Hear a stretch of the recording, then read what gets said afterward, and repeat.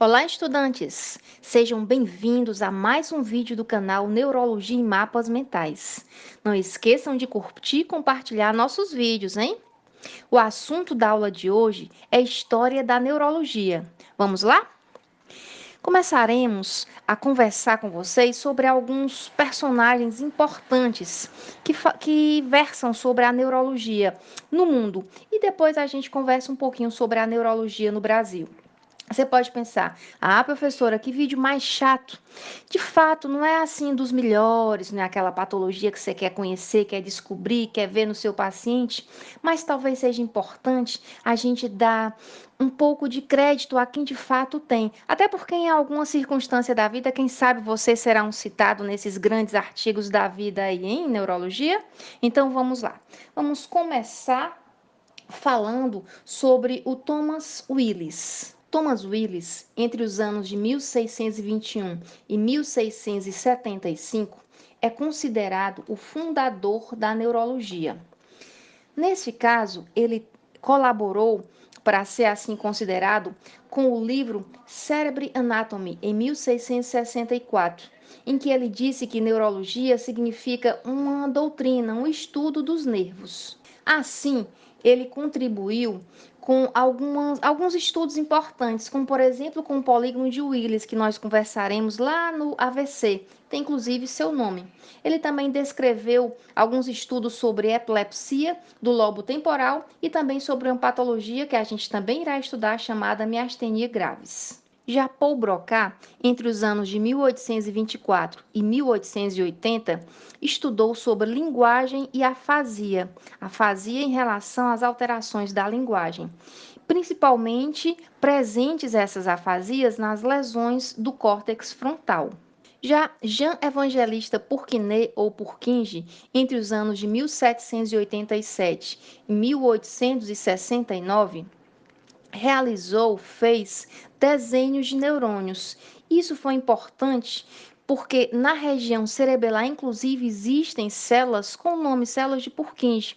Estão relacionadas a esses desenhos, a essas diferenciações de células neuronais que Purkinje realizou. Já Camilo Golgi, entre os anos de 1843 e 1926, teve sua colaboração através do nitrato de prata. Com a coloração do nitrato de prata, houve observações mais precisas de alguns elementos estudados no sistema nervoso, porque o nitrato de prata deixa uma coloração mais escurecida e permite visualizar melhor alguns elementos mais específicos. Colaboração do Camilo Golgi. Outro personagem importante para a história da neurologia foi Santiago Ramon y Cajal, entre os anos de 1852 e 1934. Cajal colocou a doutrina neuronal. O que é essa doutrina neuronal? Sabia-se que a célula tinha a parte central, tinha a membrana e tinha o citoplasma. Ele colocou aí o protoplasma e a partir daí ele percebeu que havia uma célula nervosa diferenciada, específica, ou seja, ele, através dessa doutrina, dessa teoria neuronal, ele individualizou a célula nervosa. E por isso ele ganhou o Prêmio Nobel em 1906. Já Charles Scott Sherrington, entre os anos de 1857 e 1952, fez para nós uma contribuição fundamental sobre o conceito de sinapse. Sinapse é aquela terminaçãozinha do axônio, lá nos botões sinápticos, do finalzinho do axônio, com outro neurônio, com a célula nervosa, ou seja, outro neurônio, ou com a glândula ou com o músculo. E também por isso ele ganhou o Prêmio Nobel. Silas Mitchell, entre os anos de 1829 e 1914, foi importante para a história da neurologia, assim como Charles Brown-Séquard, entre os anos de 1817 e 1894. Assim também como William Gowers, entre os anos de 1845 e 1915. Outro também igualmente importante foi Joseph de Gerini, entre os anos de 1849 e 1917. Assim também como Joseph Babinski, entre os anos de 1857 e 1932. outro personagem da neurologia foi John Hughes Jackson, entre os anos de 1835 e 1911. E por falar em John Hughes Jackson, entre os anos de 1835 e 1911, ele é considerado um importante personagem da neurologia científica. Afinal de contas, ele é o pai da neurologia inglesa, porque na época havia uma neurologia importante lá na França e outra na Inglaterra. Então, o Hughes é considerado o pai da neurologia inglesa. Sobre a neurologia clínica, especificamente por volta de 1882, no Hospital de la Salpêtrière, em Paris, na França, o neurologista Jean Martin Charcot, considerado o primeiro professor de doenças do sistema nervoso do mundo, porque ele era médico dessa instituição, desse hospital.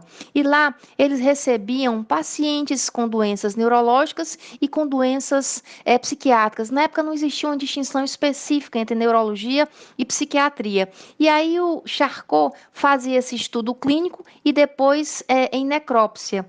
Daí a importância dele como professor, porque ele estudava em vivo e trazia suas contribuições para a academia. Então, esse método, como a gente está conversando aqui, é o anátomo clínico. Ele pegava os pacientes, cada um deles, e fazia as suas descrições. Descrições essas com a avaliação clínica desses pacientes e correlacionando-os com estudos de necrópsia, como a gente colocou. Eram patologias as mais diversas e a grande maioria delas ainda não conhecidas. Então, Charcot, na França, teve inúmeras contribuições para a neurologia. Ele contribuiu com informações sobre sinais semiológicos, doenças neurológicas e distúrbios do movimento. Sobre os sinais neurológicos, o Charcot estudou a caracterização dos diferentes tipos de distúrbios urinários de causa neurológica, como, por exemplo, a artropatia de causa neurogênica, também conhecida como neuroartropatia de Charcot, no tornozelo e no pé. Muitas vezes pode levar à amputação. Também a síndrome piramidal, que será estudada por nós posteriormente. A semiologia do corno anterior da medula, a prosopagnosia ou cegueira das feições. Não dá para perceber exatamente de quem se está falando. Você olha para a pessoa e não a reconhece de uma forma clara. Também importante nos sinais clínicos da doença de Parkinson. As contribuições nas doenças neurológicas também são inúmeras, como, por exemplo, na ELA, ou seja, esclerose lateral amiotrófica ou doença de Charcot, que posteriormente também será estudada por nós. Esclerose múltipla em placas, artropatia tabética, doença de Charcot-Marie-Tooth, claudicação intermitente, doenças da medula espinhal, ou seja, a sistematização dos tratos e fascículos da medula espinhal, são aquelas vias ascendentes e descendentes. Também temos a patogênese, ou seja, a origem, a patofisiologia da hemorragia cerebral, ou também conhecido como microaneurismas de Charcot-Bouchard. Outras também, afasias, sífilis, paralisia facial, automatismos deambulatórios da epilepsia, esteroepilepsia e hipnose. Inclusive, ele estudava a histeria lá em Paris e não era visto de uma boa forma porque ele usava a hipnose. Inclusive, ele foi professor do Freud. E alguns que o seguiam chegaram a ficar dissidentes dos conhecimentos do Charcot justamente pelo uso da hipnose como medida terapêutica. E as contribuições de Charcot para os distúrbios do movimento também foram grandes, como, por exemplo, as enfermidades hipocinéticas, ou seja, de diminuição do movimento, como, por exemplo, a doença de Parkinson. As enfermidades hipercinéticas, ou seja, a exacerbação do movimento, como, por exemplo, em tics e síndrome de Tourette. As ataxias locomotoras ou ataxia de Friedreich, as coreias de Huntington e de Sydenham e outras síndromes do susto exagerado foram contribuições de Charcot em distúrbios do movimento. E no Brasil? A neurologia no Brasil tem algumas vertentes importantes. No caso do Rio de Janeiro, tem como personagem Antônio Austrégésilo, que foi o primeiro professor da Cátedra de Neurologia da Faculdade de Medicina do Rio de Janeiro por volta de 1912. Já em São Paulo, o Vanpré foi coordenador da clínica neurológica e psiquiátrica. Como eu disse, naquela época não havia uma distinção específica ainda entre essas duas vertentes da medicina, da Faculdade de Medicina e Cirurgia de São Paulo. Hoje é conhecida como Faculdade de Medicina da Universidade de São Paulo. E aí Vanpré influenciou essa universidade e teve influência, por sua vez, da escola francesa, lá do Charcot. Agora, no século XX, a escola de neurologia brasileira já tem mais uma influência da escola dos Estados Unidos, porque na época do Vanpré era mais a francesa, agora modernamente a influência é dos Estados Unidos. É isso aí, pessoal. Obrigada por assistirem a mais um vídeo e não se esqueçam de curtir as aulas, se inscrever no canal e indicar aos amigos.